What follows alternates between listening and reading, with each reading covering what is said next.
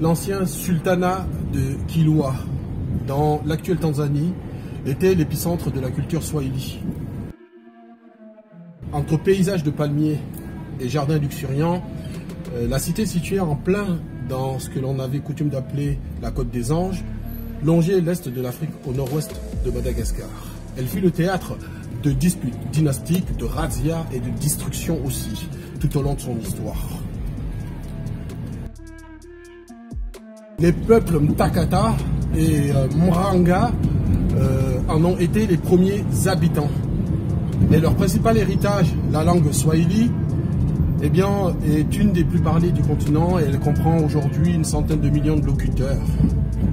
Riche et prospère, tout en étant un centre culturel international, les pillages successifs, initiés d'abord par les Portugais de Vasco da Gama, puis ensuite les Omanais, et enfin les Allemands plus récemment, ont conduit Kilwa à une lente et irrépressible décadence, jusqu'à une quasi-extinction de tous les marqueurs de leur civilisation. Si ce n'est ces vestiges, essentiellement des ruines, un palais, une mosquée, une prison. Elles sont inscrites, ces ruines, au patrimoine mondial de l'UNESCO. On avait retrouvé aussi des pièces de monnaie du sultanat à l'autre bout du monde, en Australie. Elles étaient produites au XIIe siècle.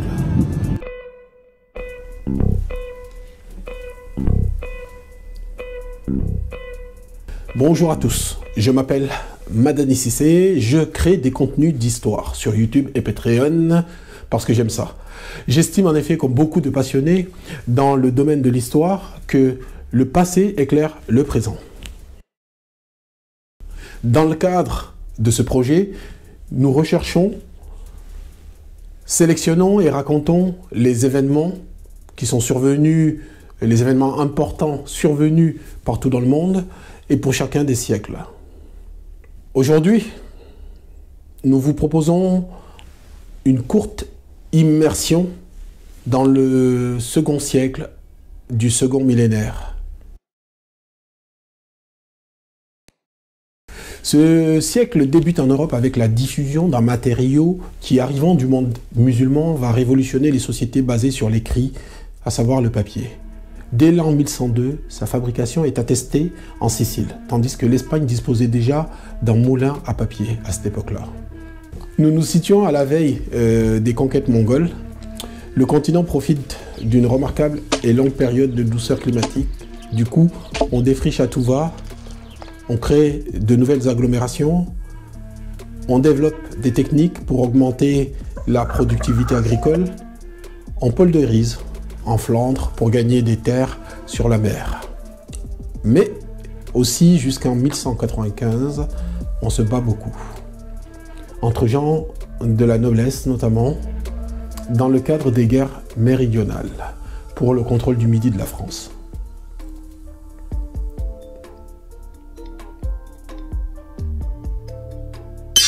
Guerre de succession en Aquitaine et dans le Gascogne.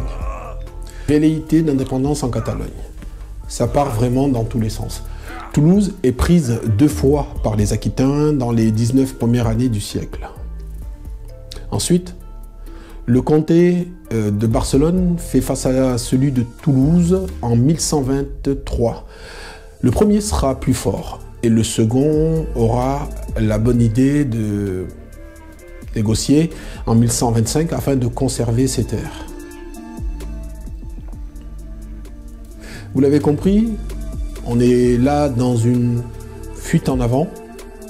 Le comte de Toulouse, Alphonse Jourdain, par ailleurs fondateur de la Bastide Montauban, et qui, pour la petite histoire, mourra empoisonné à Césarée en 1148, impliqué de nouveau. Les combats, cette fois-ci, sont localisés dans le Narbonnais.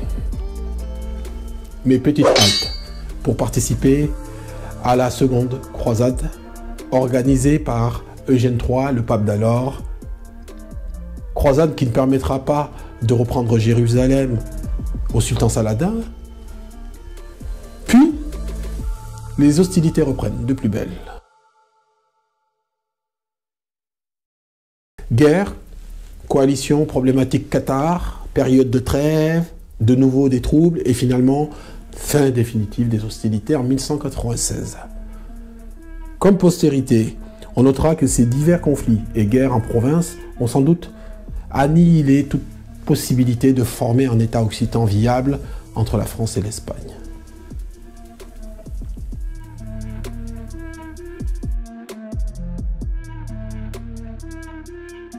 Alors dans le premier tiers du XIIe siècle, vers 1130, alors que la dynastie angevine des Plantagenets commence tout juste à régner sur l'Angleterre en étendant aussi ses possessions en France par des stratégies notamment matrimoniales, on voit de plus en plus apparaître en Europe les premières armoiries. L'héraldique comme système de distinction était au départ nécessaire pour la chevalerie lors des combats. Puis, assez vite, il devient un véritable phénomène. Presque tout le monde se met à l'utiliser. Noblesse, mais aussi clergé, bourgeois, ville, corps de métier, ou même certains États ou régions.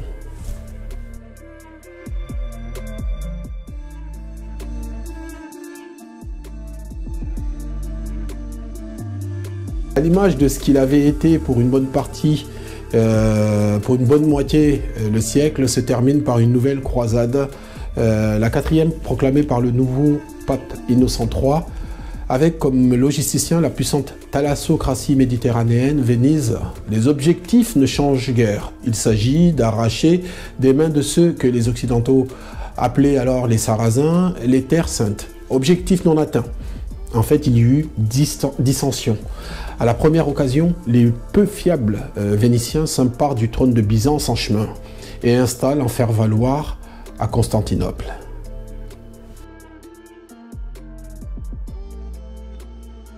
L'Amérique vers 1150. Les Hohokam peuplent la région correspondant à l'Arizona actuelle. Ils gravaient sur coquillages et heureusement, car avec d'autres trésors artisanaux, c'est à peu près les seules traces exploitables d'un point de vue historicité les concernant. Étant donné en plus qu'ils incinéraient tous leurs morts. Au centre du continent, la civilisation toltèque tente à péricliter. Ces Mésoaméricains endurent actuellement des instabilités politiques tout en se militarisant plus que de coutume, avant de subir malgré tout les furias des conquêtes espagnoles dans pas longtemps. Au sud, aux alentours du Pérou, la tribu guerrière des Quechua. Elle s'installe. Elle fonde la civilisation Inca à la base, appellation de leur souverain, le long de la cordillère des Andes, sur un territoire qui fait face à l'océan Pacifique de plus de 3 millions de kilomètres carrés. Remarquable pour leur système cultuel, les ancêtres, le soleil, les astres, les fétiches, etc. Il y avait le choix. L'art de la divination est aussi très présent, analyse des déplacements d'anthropodes ou d'entrailles d'animaux sacrifiés. Chaque occasion était bonne pour sonder les auspices. Et puis, qu'est-ce qu'ils sacrifiaient? Pas uniquement des bêtes, mais aussi, et c'est là où on est un petit peu gêné, des êtres humains. Comme quand il fallait escorter, par exemple, l'Inca décédé, avec, pour escorte, 2 de ses épouses, plus un serviteur, plus un guerrier, tous volontaires, dit-on, et qui étaient enterrés vivants. Mais, eux aussi, vont très bientôt croiser le chemin des conquistadors espagnols. Mieux armés et dotés de virus dont les Incas ne possédaient pas les défenses. Effroyablement décimée, leur population passera en un clin d'œil de 15 millions à 600 000 individus.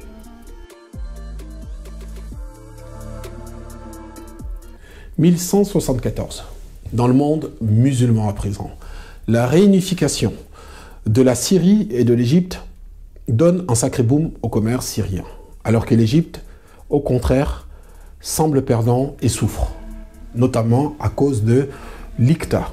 L'ICTA, la concession de l'impôt foncier à des officiers du calife.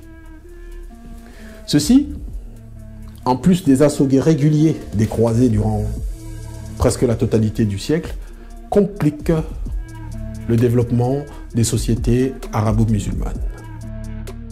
Fort heureusement, la science est là pour donner un peu de baume au cœur. On se situe en effet là dans les 50 dernières décennies, dans les 50 décennies des découvertes ou des approfondissements en arithmétique, algèbre et autres médecines avec les grands noms de l'essor scientifique musulman, Al-Khwarizmi, on en avait parlé un petit peu avant, Avicenne ou encore Al-Ghazali, le théologien persan. Côté métaphysique, en 1190, Maïmonide tisse un lien dans son livre Le Guide des Égarés, écrit en arabe, entre foi judaïque et rationalisme grec. 36 ans auparavant, en 1154, le Marocain Al-Idrissi, lui, dans la Tabula Rogeriana, décrit le monde connu d'alors. Possiblement la première carte du monde. Un petit peu grossier, je concède, inversé en ce qui concerne les hémisphères, si l'on se fie à nos habitudes actuelles.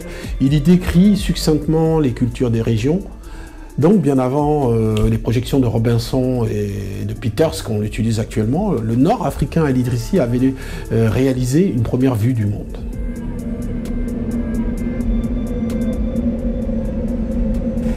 Et de l'autre côté du Sahara, en ce XIIe siècle, j'ai souhaité redécouvrir la civilisation Ifé qui rayonna durant tout le Moyen-Âge.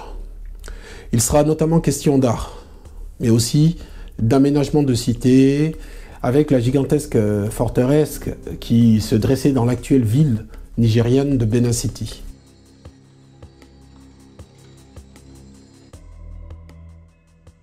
Au moment même où naissait le royaume du Mali, après qu'une forme de concile entre différentes familles ait abouti à ce qu'on peut qualifier de paix des braves. On parle des Keïta, des Traoré, des Konaté. Promis, on en discute la prochaine fois. Mais place à la civilisation Ifé, elle ne passa pas inaperçue en ce siècle. Mes amis, ce que nous faisons, nous essayons de revisiter l'histoire autrement. Vous pouvez commenter, liker, partager, mais il vous est également possible d'écouter nos productions en mode audio sur Patreon. Et là, également, commentaires et avis sont évidemment fortement appréciés. Oui.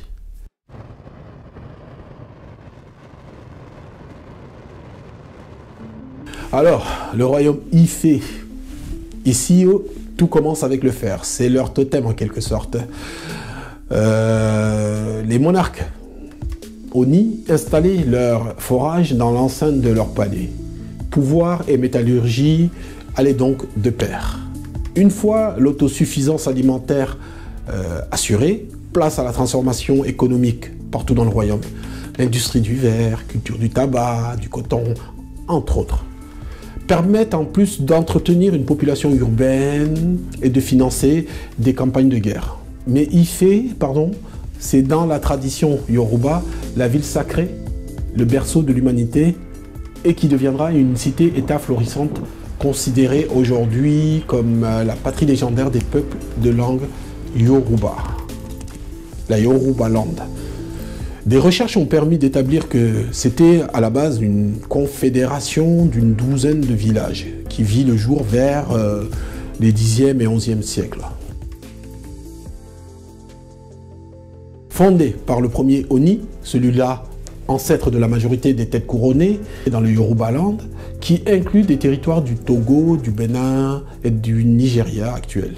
Selon la tradition orale, très élaborée en Afrique comme chacun le sait, il n'y a qu'à regarder la considération qu'ont les membres des castes griots pour s'en convaincre. Eh bien, selon cette tradition, Odu du Wa apporte le Itan, c'est-à-dire les croyances religieuses Yoruba dans leur ensemble, parmi lesquelles on pense par exemple le vaudou, qui sera plus tard exporté dans les Amériques.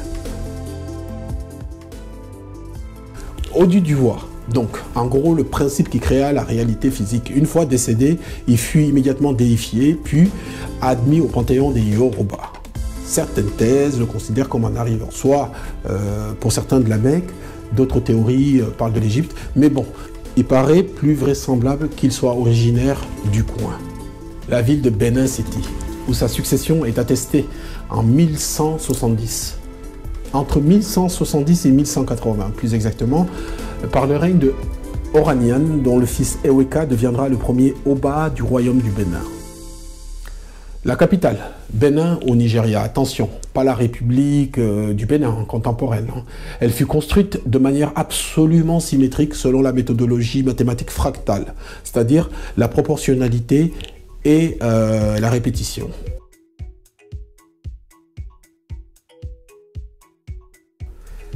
Elle jouissait en outre de l'éclairage public par des lampes en métal alimentées quant à elles avec l'huile de palme. Là-bas, un ensemble architectural carrément grandiose avait été construit, les murs de Benin City. Tout simplement le plus grand ouvrage en terre du monde. 16 000 km de longueur combinée, ce qui le rapproche de la Grande Muraille de Chine. Il va sans dire que cela ne s'est pas fait en un jour, mais plutôt en termes de centaines d'années. Une fois la terre creusée et la meilleure qualité d'argile trouvée, il l'arrosait abondamment, puis après plusieurs semaines de fermentation sous forme de monticules, l'ensemble était alors malaxé, pour muter peu à peu dans sa forme définitive de substance collante, permettant ainsi de construire des murs. Si ça, ce n'est pas de la technique, je n'y comprends rien, surtout pour l'époque.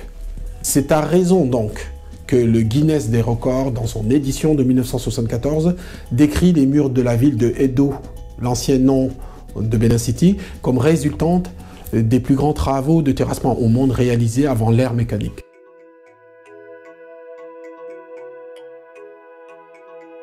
La tête d'Ifé, elle est au British Museum.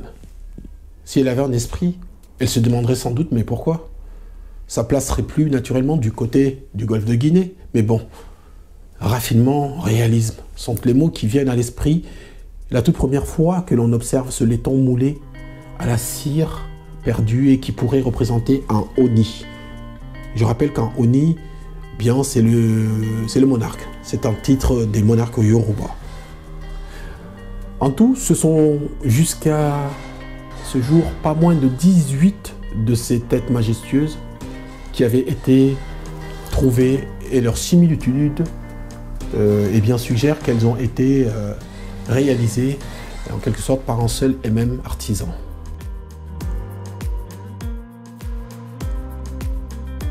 Les chefs-d'œuvre d'Ifé ont été la preuve étincelante que l'Afrique ne produisait pas uniquement que de l'art dit primitif.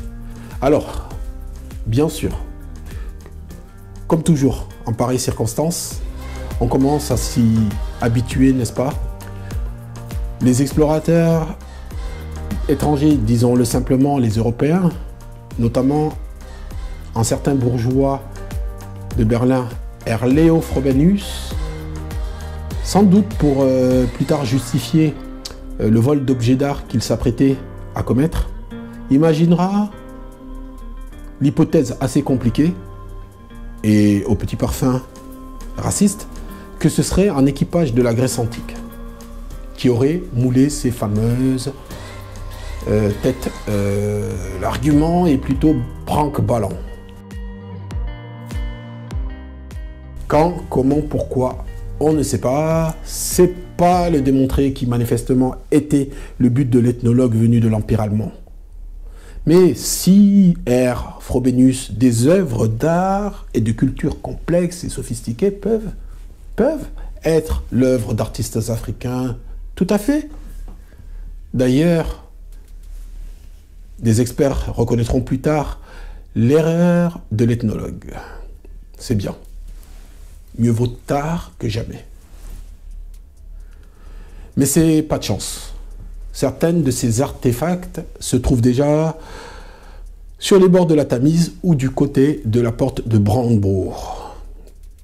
Et semble-t-il, éprouvé énormément de difficultés à rentrer sur les terres des Oni. Il y aurait sans doute encore beaucoup à dire à ce sujet. Merci pour votre fidélité. Cet audio est écoutable sur Patreon et sa version vidéo visible sur YouTube avec les images de Cyberlink. Likez et partagez, allez-y, vous pouvez le faire. Et même, pourquoi pas, commentez si ça vous plaît. Vous supporterez ainsi la chaîne et l'aiderez à bâtir sa renommée sur le web. C'est quand même une bonne cause. Allez, à bientôt, les aventures du XIIIe siècle, très prochainement. Et en attendant, je vous souhaite le meilleur. Ciao.